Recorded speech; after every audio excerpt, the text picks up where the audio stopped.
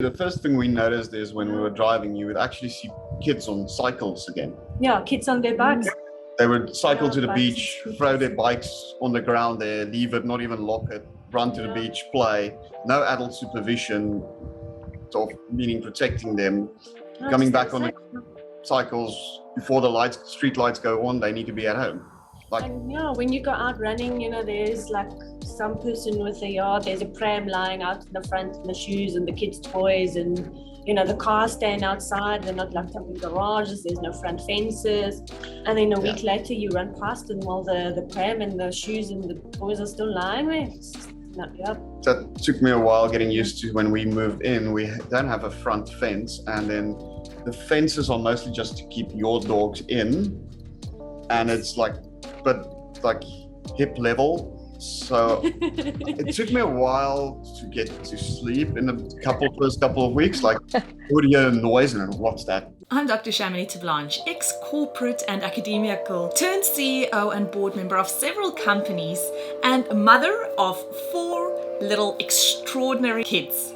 But it wasn't that long ago that I lacked the confidence, the know-how, and the time to focus on designing and really going after the life that I so wanted to live. A life of freedom, of fairness, and of being fair dinkum to who I really was and what I wanted to get out of this fleeting time that we have on Mother Earth. Fast forward to many lessons learned and moving halfway around the world to the most amazing country, you'll see the life that I now live. One that gives me more safety and freedom than I ever thought would be possible, and that really only existed as a daydream while I was living in South Africa. I created Shamini TV to give you true spot advice on how you can also live a life in this amazing country, and so that you can see how another couple like us now live in Australia with 4 little kids here in Down Under. And I'll be providing you with step-by-step strategies so that you can make your Aussie dream a reality too. If you're a keen future Aussie who's looking to create a life that excites you and offers you safety, freedom, and opportunity, you have come to the right place, my friend. Welcome aboard.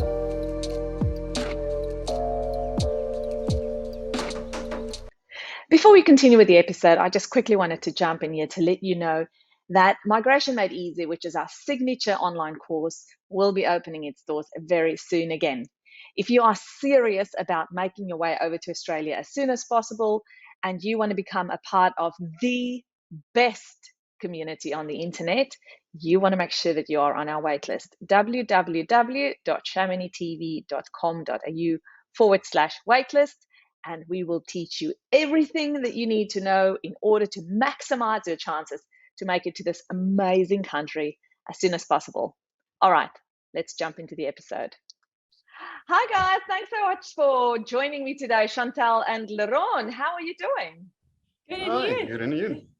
I am really well because summer has well and truly arrived here in Australia, and we had a day at the swimming pool. So I'm in heaven if I can be in cool clothes and cocktails instead of, lots of warm clothes. How long have you guys been here for?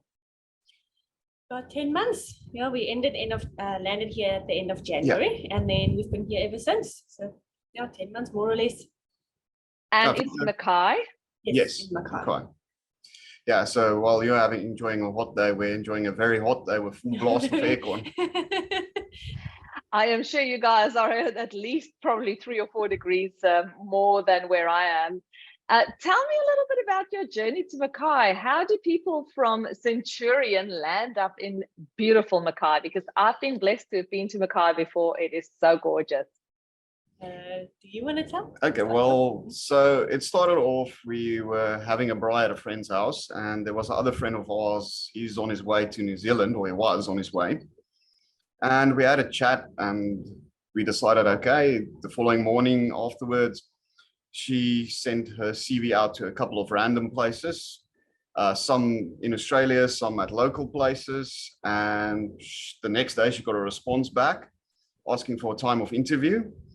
That was quite interesting because it's about emails back and forth, takes about 1 email per day because there's an 8-hour time difference. And she confirmed the time, and I was still working from home, and we had a loft and she did an interview above. And as they're talking and all that, like we always discussed maybe moving overseas in a couple of years, like 2 or 3 or 4 years. I think we were still engaged back then. Yeah. Or no, not even engaged yet. And so I heard the interview and I'm just sitting at the bottom and like, oh crap, everything's changing. This is not the 2-year plan anymore. It's going to be now A 2-day plan. Good plan. And I remember walking down the stairs and I look up and I was like, you got an offer, right? She's like, yep. Wow. Yeah, they offered to sponsor my visa plus Leron's visa, and then our salary package. Everything was just better compared to what I had. So yeah, we would have been stupid to say no. So did your parents and your friends and everybody know that you did say at the braai, so I'm assuming some people knew about your intentions, but how did the rest of the people take it when you broke the news? Well, they were very sad about it. They're missing us. But basically, since I was in school, my parents have been telling me, as soon as I get a chance to go, I need to go. So they're happy for us. And they also say, the fact that we're here and we're happy, and living a really good life, is a big thing for them. It's a big comfort. It eases the pain a bit of missing us. That's very happy for us. It was a tearful greet at the airport with everybody, but you could see they were proud and happy. So that's good. Yeah, it is. It's hard, hey? You just imagine if you have kids one day and you got to say goodbye to them. It's really hard. But I think the reality of South Africans, especially, is that it's almost not a when you go. It's almost not a if you go. It's when you go. It's pretty much most people live in that I'm probably going to go overseas kind of mental position for a while. Basically the same for us. Not if, but when. I have a good friend that usually said either you're going to leave your parents there or your kids are going to leave you there.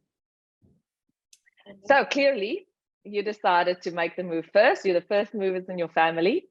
And after 10 months having been in Australia, how have you found it so far? Well, we were here for about 3 days and then we looked at each other and we said, well, we're not really missing home. Yeah. Your family and friends, yes, but everything else, not really. And then we were here for a little bit more of a week, and then we decided not going back. Yeah. Wow.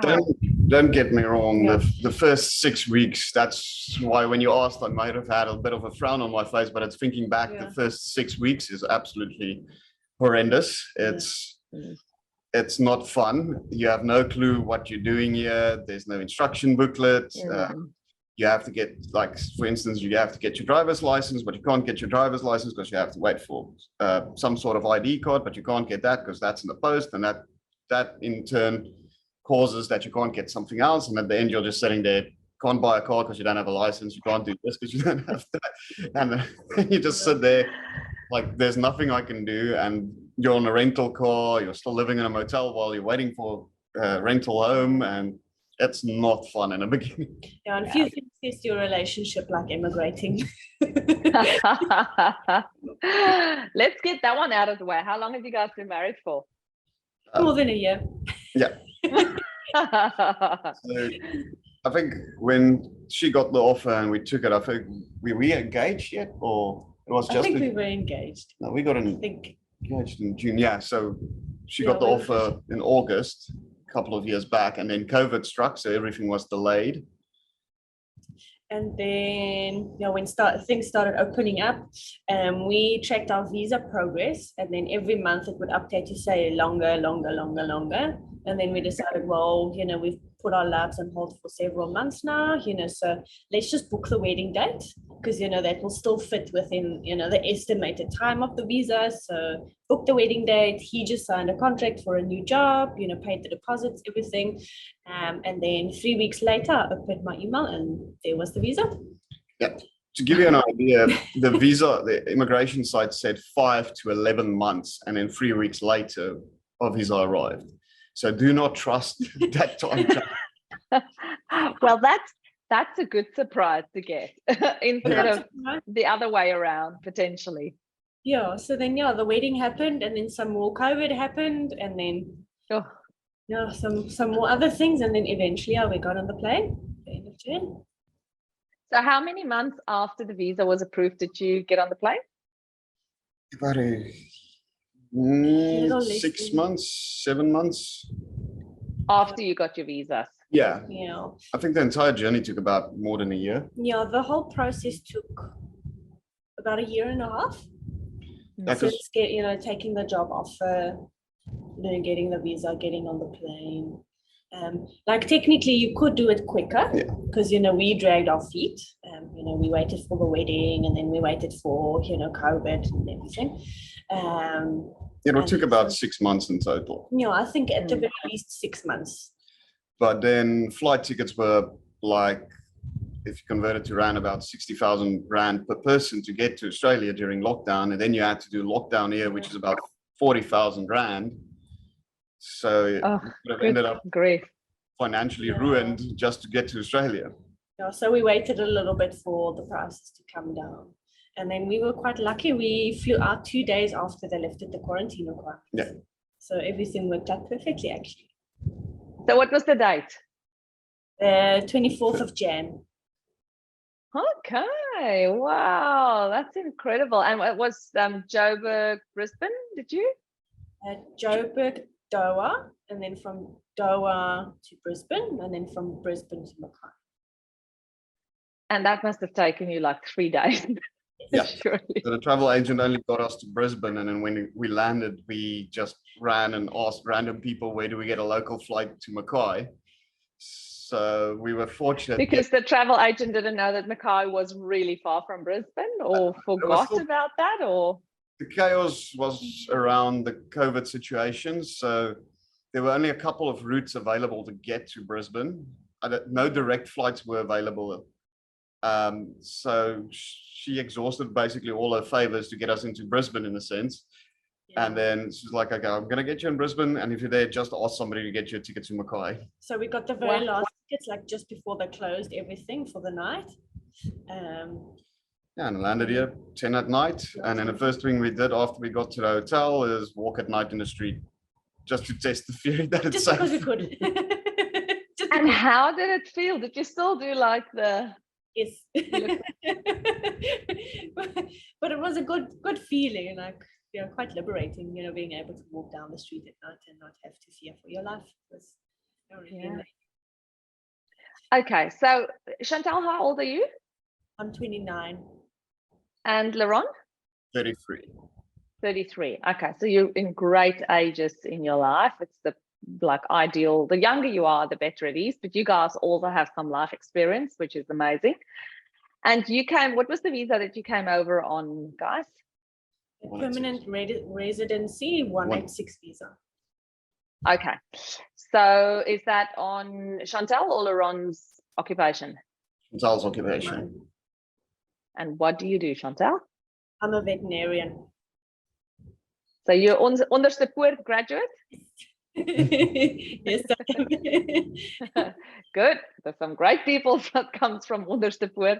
I have a sad story, unfortunately, from that. I just had my little doggy put to sleep by a wonderful vet from Onderste Poort, but here in Australia. But yes, it's a great training. You guys get some awesome training there. How have you found settling into your job in Australia versus what you were doing, I'm assuming, in Pretoria, or where did you work? I was working in Joburg. So I would say, job-wise, it's a lot better. The hours are better, the pay is better. The clients aren't as difficult as in Joburg either. So where we would have an abusive client, or complaining client, basically every second to third day. I think in all the time that I've been here, I've had probably about 2 or 3 difficult, or abusive clients. So all in all, it's just a lot better. That's interesting. Very good to hear that. And the kind of animals that you work with here compared to there, or is it the same? Is it like dogs and cats? Yeah, just dogs and cats. Well, you did have a kangaroo once. Yeah, we had a kangaroo Joey once. And possums.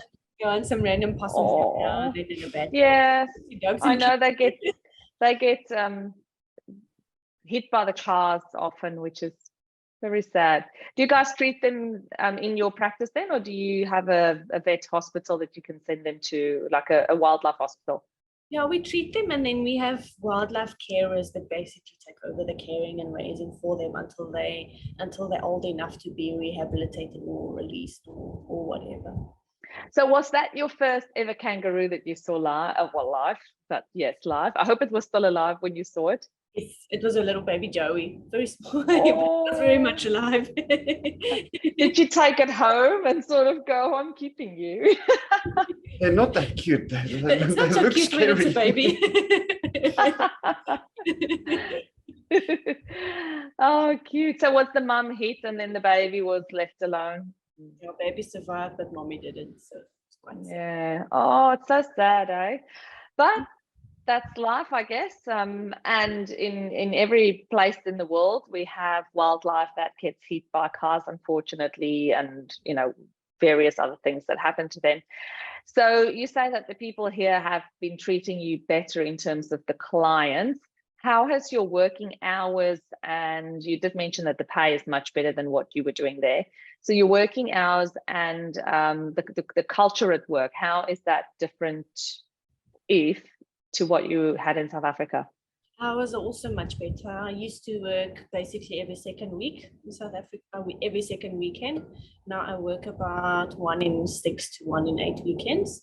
And if I'm on call and I get called out, I do get a percentage of whatever treatment I do. All of that fees comes back to me. So it's actually quite worth it being on call and getting called out. That's great. Are you working with South Africans? There was one South African with me, but she's gone on to another job. There's 2 others that are still with me. There's quite a few of us. How did you hear about the job, Chantelle? Google, Facebook, social media. She randomly, you can call it a shotgun email to random clinics. So, like I said, she did both locally and then international places, and we're still probably waiting to hear from the local places. They never returned the email. Yeah, they never even replied. So you say places, as in recruitment agents or companies that like vet practices? Vet practices, actually. Okay, so you just looked up where are vet practices in Australia and whether they had jobs going? Yes, basically. Yeah. See, but it's great because it worked. And look at this, how quick things happened for you, and just the change of circumstances and what you guys are experiencing. Leron, what do you do for a living? I'm in information technology. So if Chantelle wasn't going to get a job, you were definitely going to come get you guys over here because you are so much in demand. Yeah, problem is with mine, I have a risk of working remotely. So I'll get the job in Australia, but I'll still sit in South Africa and work on their time zone, especially with COVID, everything was remote. Yeah. So for me, it's when we got here, I started looking for work. I got a bit scared because before we got here, I started looking for IT work, what's in Mackay, and Mackay is more mining and sugarcane. So I managed to find work at one out of 2 IT places here. Good. But it went really well. I walked in there, immediately accepted. I remember them telling, the one told me they first checked out what type of DevOps manager I would be. I'm going to be strict or how, that's the only thing. But it's the same, like IT is internationally generic. So I might as well be sitting in Cape Town with the ocean a couple of meters away from me, because everything's the methodologies you do, it's the same. A developer is a developer regardless of what country.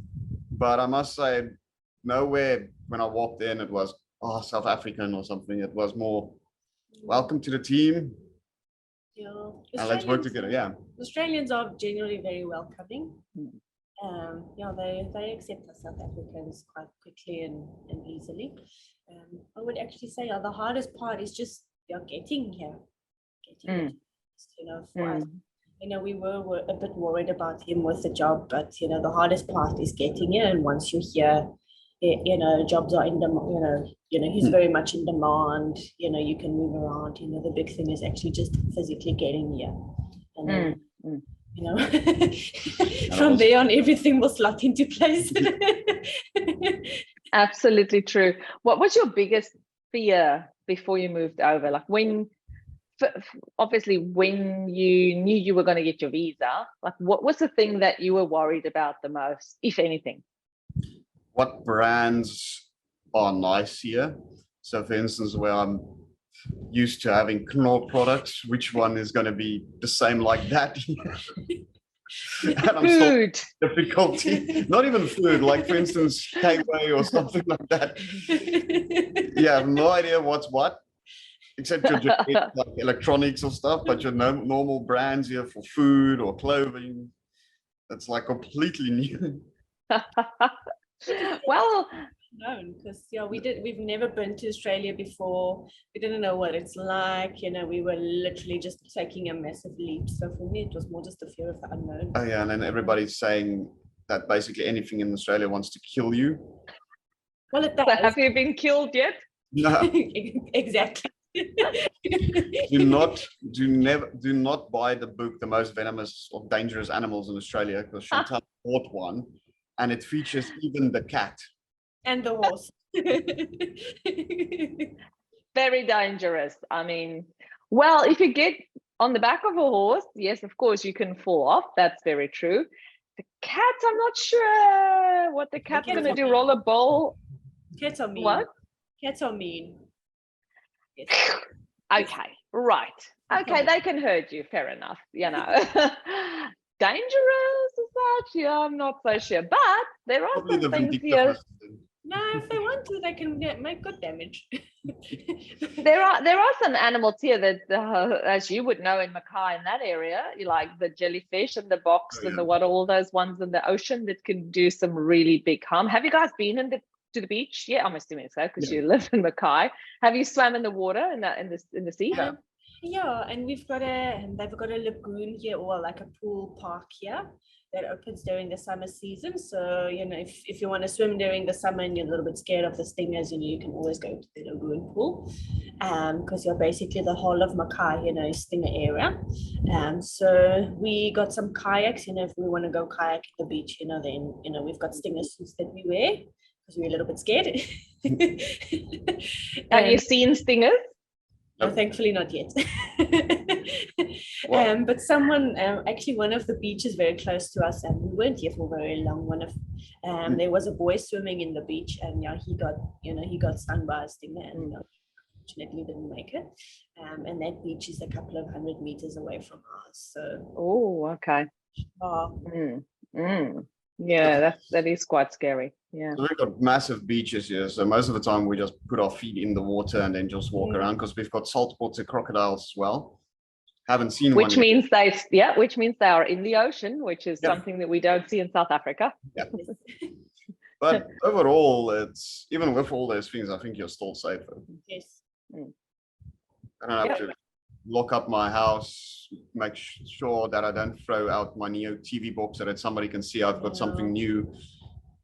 I forgot the house open when we went visiting Early Beach for the weekend, and I came back and nothing was wrong. Actually, more than one. You mean the whole house left open? Yeah. I forgot to lock a door. Yeah. And wow. My only fear really when leaving the house to go cycling or running is being swooped by a magpie. Yes. So can you please explain to our viewers what that means? I know. So the magpies, it's a type of bird. I think it's the same family as the crows. Might be, yeah. I think so. They're quite big. Yes, quite big and ferocious looking. So around spring every year is their breeding season, and then they get quite aggressive and territorial. So if you walk near the area or cycle near the area and they perceive you as a threat, then it's almost like in South Africa, the kivita, swoop down at you and make a massive noise and stuff. But they're just a little bit worse because some of them will actually physically attack you. like a kiwi that just dives down at you and goes up again. They will actually dive down very close to you. But you can bribe them. So we started giving them food in our suburb where we stay. So we're fine in the entire suburb because they remember faces. Yeah. So they basically protect us here, because I went out in the front yard once and there was somebody cycling past, and the moment I went out, the magpie started swooping him. So So he's protecting you. yeah, so if you give them food, they'll remember you. Wow. So the entire suburb where we stay, we don't get swooped, but the moment we exit our suburb, we get swooped again. That's so interesting. Wow. I didn't know that they're that clever. You know, and like if you do something horrible to them, then well, you know, they're gonna hate you for life. So be Yeah. nice to the magpies. So kids, listen to this advice. Don't do horrible things to any animals, quite frankly, because no, we don't hurt animals. And I'm pretty serious about that because I'm an animal activist. Like, animals are very, very important to me. So I don't even eat them anymore. So I'm that far. So Leron, with your IT job here, is it very similar to what you did in South Africa? I know you said it's IT, it's the same, because computer language is computer language, whether you're Afrikaans or English, the computer language is still the same. But with the work culture and the environment and the work hours, similar to what I asked Chantelle previously, how do you find it here? So I used to do consulting for banks. I was an IT consultant for one of the 4 major banks back in South Africa. That was a lot fast-paced, especially during lockdown. There wasn't much of a barrier between when work ends and when you actually can do what you want out of work hours. So I would get calls at 6 at night or sometimes at 2 in the morning. When I got here, I do a bit, almost the same. I'm more in the management side of things. I don't do much development anymore.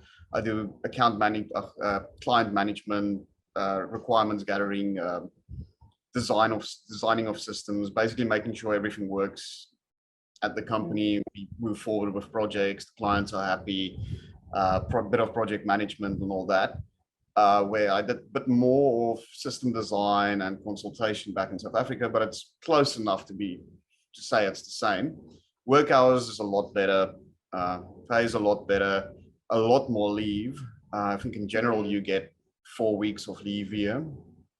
Wow. Mm-hmm. And besides, you get a salary, you get your base salary, and then you get super with it, which is nice. So which is pension in South Africa, superannuation here. Yeah, so you don't have to worry too much about your pension or take from your salary and put it in your pension. You actually do get a percentage that's not being taken from your salary, but it's additional income. Yeah, I think it's 9-point-something%. Can't remember exactly. I think they've moved it up as well, but it's goody. So for me, work hours, and it's a lot more relaxed in a sense. But it might be that I'm still now working for a small company and we're busy growing the business. That's good.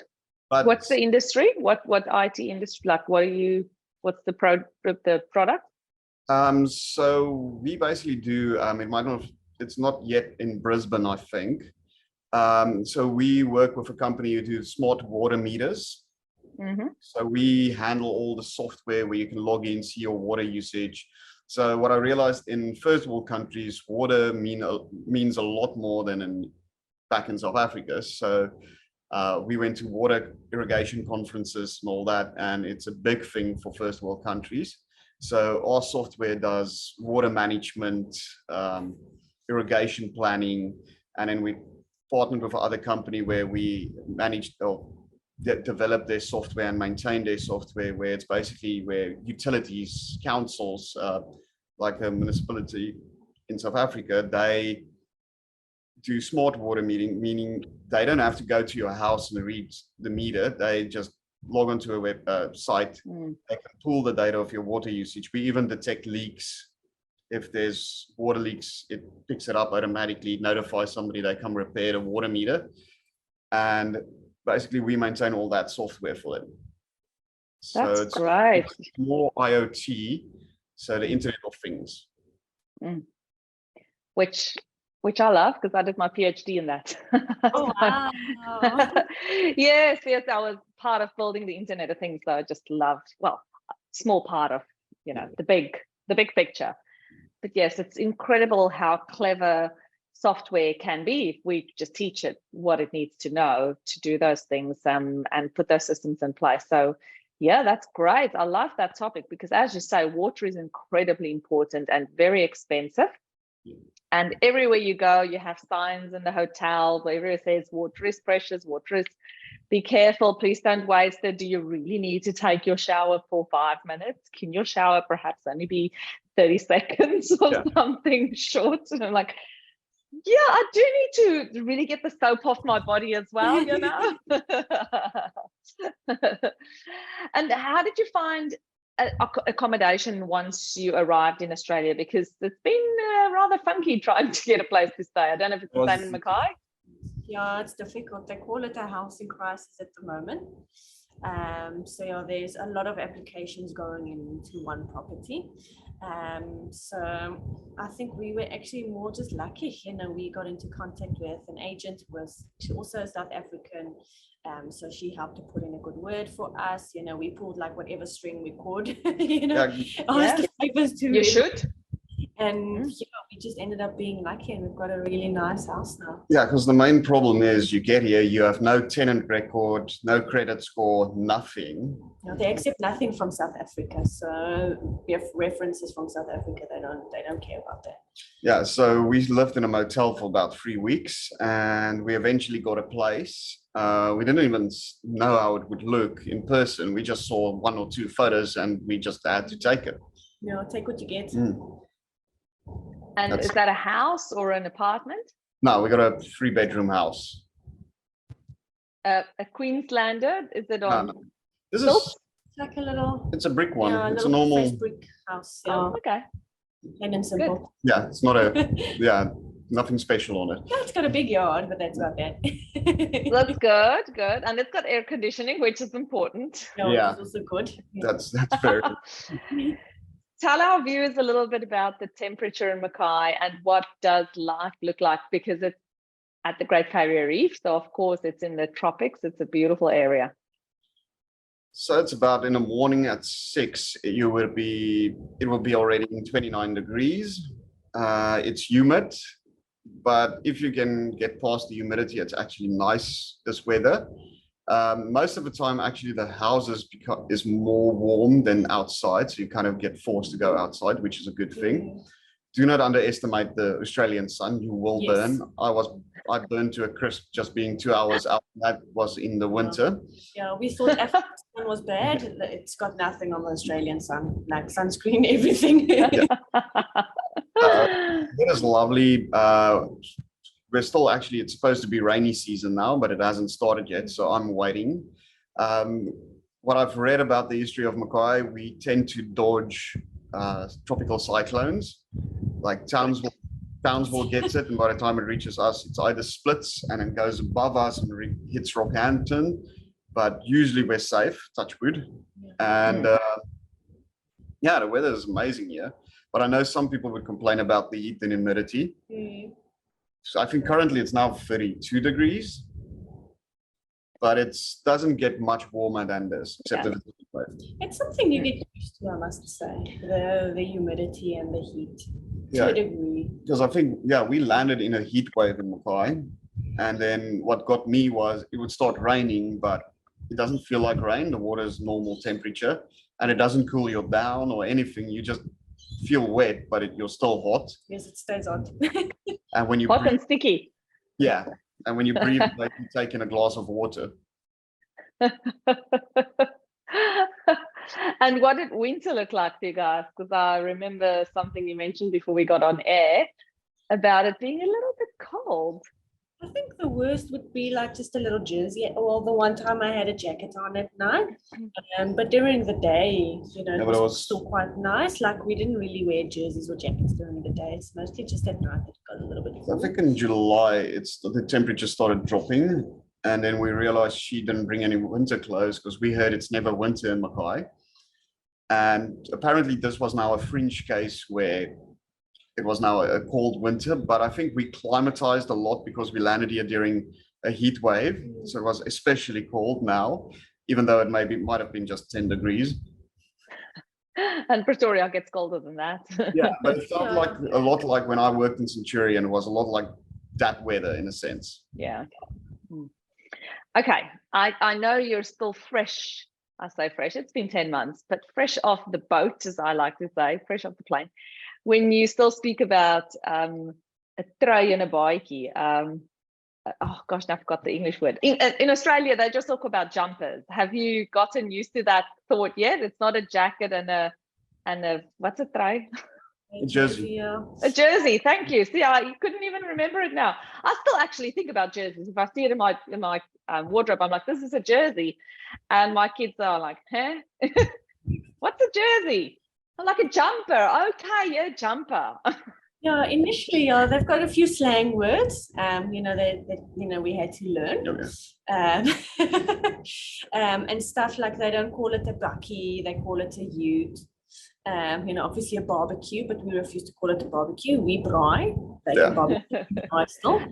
If it is with charcoal, are you using hout or charcoal, wood or charcoal? Charcoal here. That's some of the wood. The wood's not bad.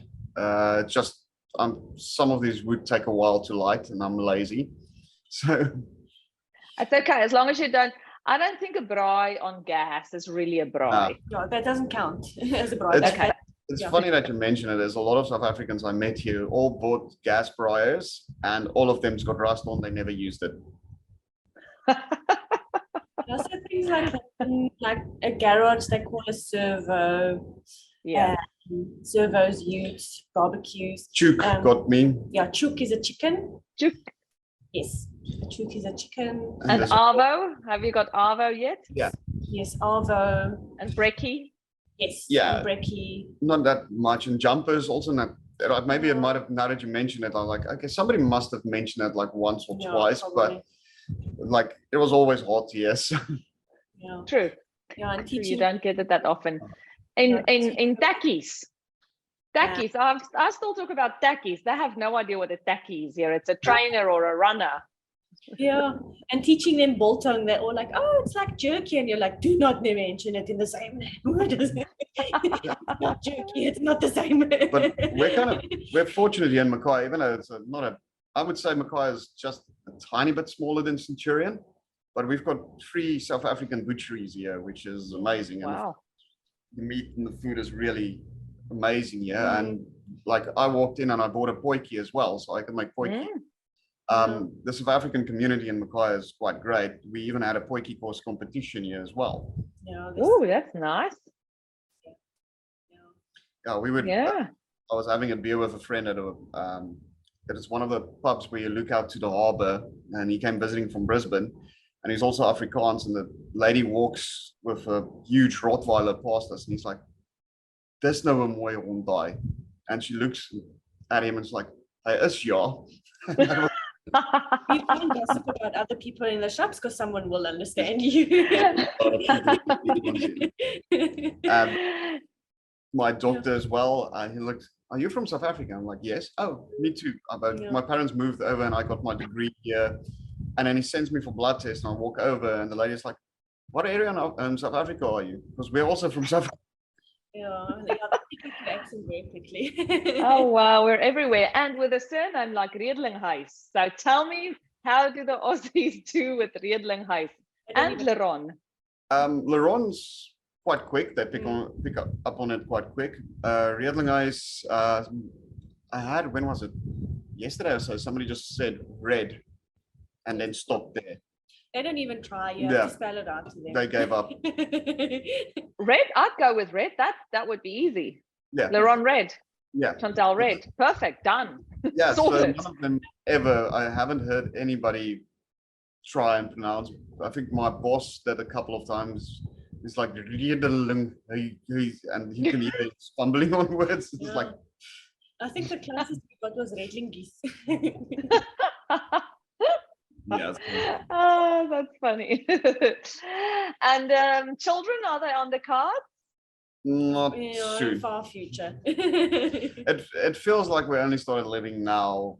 So like we got Yeah. cycles, we've got kayaks, we're traveling around, exploring. I mean, there's a beach 300 meters, 400 meters away from us where on high tide, the water is about knee level high. So if you kayak through it, sea turtles and stingrays and schools of fishes swim underneath you. So I'm trying to get a good footage with my GoPro to get those images of the stingrays swimming underneath us. And if you're tired rowing, you just jump off and you stand there a bit and then you jump back on and you row further. We've got all these things to do. I mean, so our honeymoon got delayed because of COVID. So a couple of weeks back, we went technically on a honeymoon, and we went to Bali, and it is affordable here to travel overseas. Oh, can actually afford it. And we did our honeymoon there and came back, and it's not like we have to worry because our expenses were so bad. I must say it's fun going to other countries that's the currency is weaker than the currency you live in or get paid in. It It's makes a big pretty difference. Yeah.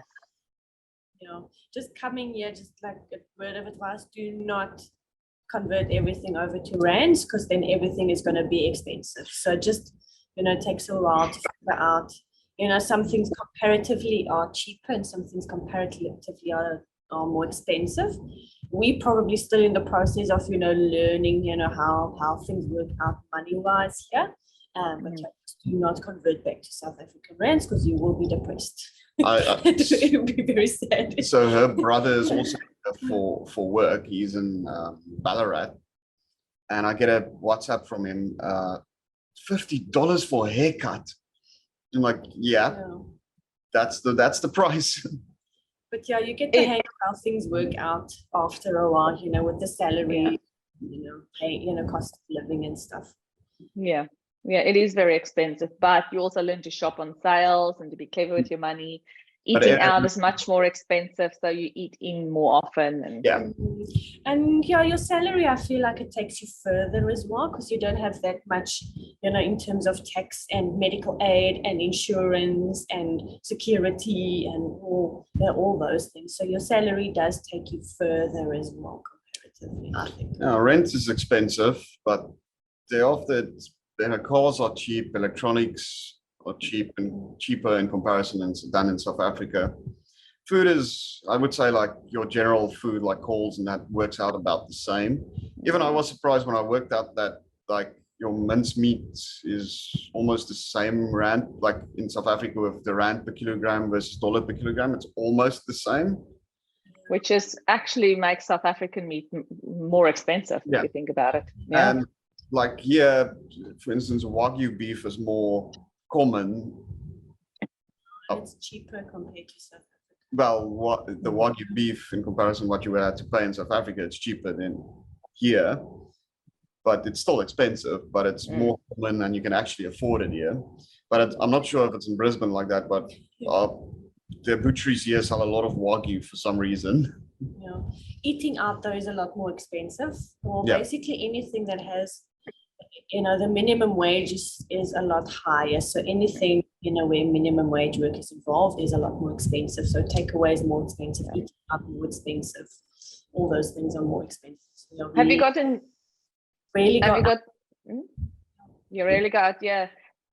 used to the fact that you don't have to tip the waiters? Yeah.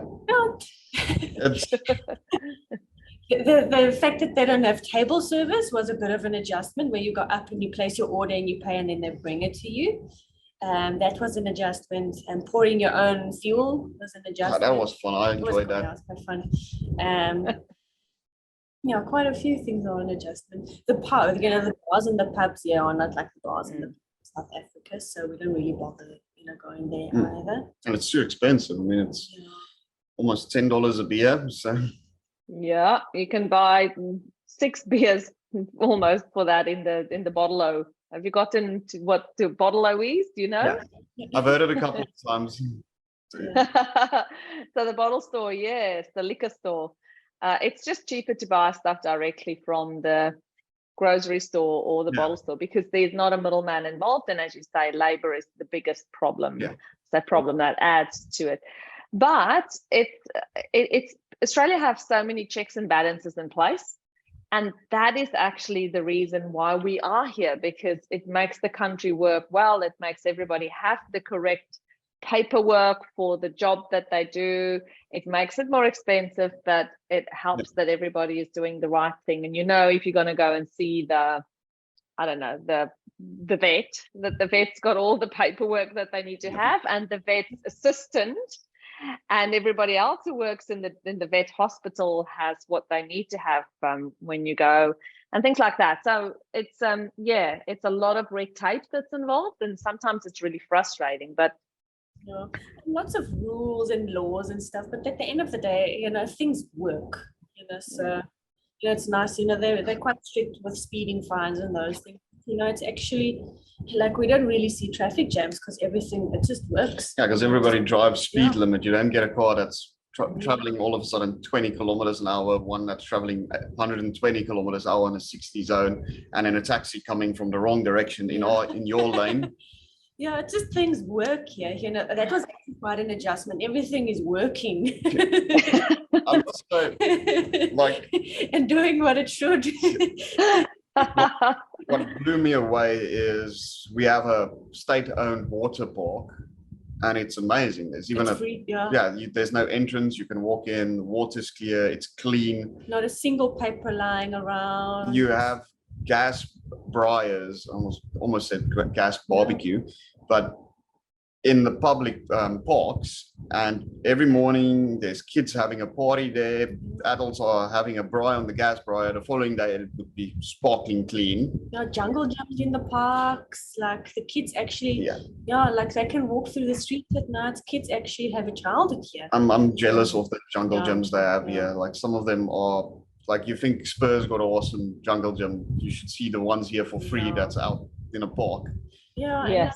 The day we went to get our driver's license, it took us about half an hour, and they were apologizing for the wait, and we were like, it's half an hour sitting inside in the aircon, like it's fine. It's true. The first thing we noticed is when we were driving, you would actually see kids on cycles again. Kids on their bikes. They would cycle to the beach, throw their bikes on the ground there, leave it, not even lock it, run to the beach, play. No adult supervision, meaning protecting them. Coming back on the cycles before the street lights go on, they need to be at home.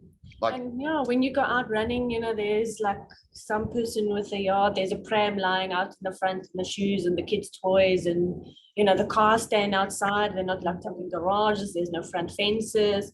And then a week later, you run past them while the pram and the shoes and the toys are still lying there. That took me a while getting used to. When we moved in, we don't have a front fence, and then the fences are mostly just to keep your dogs in, and it's like hip level. So it took me a while to get to sleep in the first couple of weeks. Like, you would hear a noise and what's that? What? And then it's some climbing on the roof, and there's these zinc roofs. They kind of echo if there's a palm leaf falling on it. So that took me a while to get used to.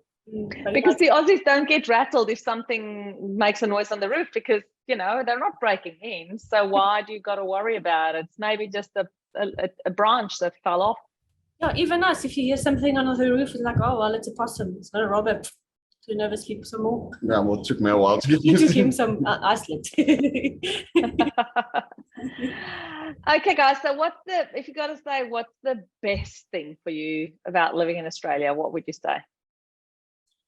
The beaches, living close to it, being able to actually can do kayaks and things I would have never done in South Africa. Just the lifestyle we have, honestly.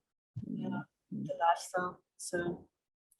Being able like I said, it feels like we're only living now because we're kayaking, we're cycling, I have a 4x4 where I can go do 4x4 things. We wake up in a weekend, you want to know, the only thing you worry about is what are you going to do today? There's so many things to do. And any advice for people who are considering coming? Start saving as soon as possible, because getting over here obviously is expensive. initially. So start saving ASAP and come sooner rather than later, because we also found, the longer you wait, the more difficult it gets. Yeah. So I would, we both said, like we wouldn't change anything about anything, because, obviously, everything worked out for the best. But knowing then what we would know now, we would actually have come sooner, when we were even younger. I would say other thing is, I know some people think, especially the younger people think, no, maybe I should just first build experience in South Africa and then come over. Most companies here don't care about your experience in South Africa. It's better to get experience in Australia, because you're going to come over, you're going to start a level lower. Build your experience in another country. Yeah, just come. Just come. I noticed like nobody cared about my experience in South Africa. Yeah. Oh, yeah. I would say just come. Just come. Like, and don't be too scared about customs. Like, I know Border Patrol makes it look horrible. Just be honest and be friendly, and if you're unsure, ask and they'll help you. And eat your biltong on the airplane before you get off. Yeah. I saw a couple of people from South Africa got stopped, and then the biltong was eat your biltong really great. Yes. Hey, you can buy biltong here, so really no need for you to have to bring it in. Yeah, I mean, the one thing I would say, coming over is, obviously you have to make peace with the fact and acknowledge, that you are leaving everyone and everything behind. So for us, we had that mindset of, what we're coming over, we just have to adapt. We just have to. And we just have to, go with it and fit in. You can't come over with the mindset of, what you're not going to like the weather, or you're not going to like you're not going to want to adjust or anything. You need to make peace with the fact you're leaving everything behind, and you have to adjust. You're going to in a new country, and it's not your country, it's Australia's country. You have to adhere to their rules, and I think adjust to them. Yeah, and if you adjust, you're gonna find that we're not that much different from Australians. No, we're not that much different. It's actually really easy to adjust. I think they're more relaxed than South Africans.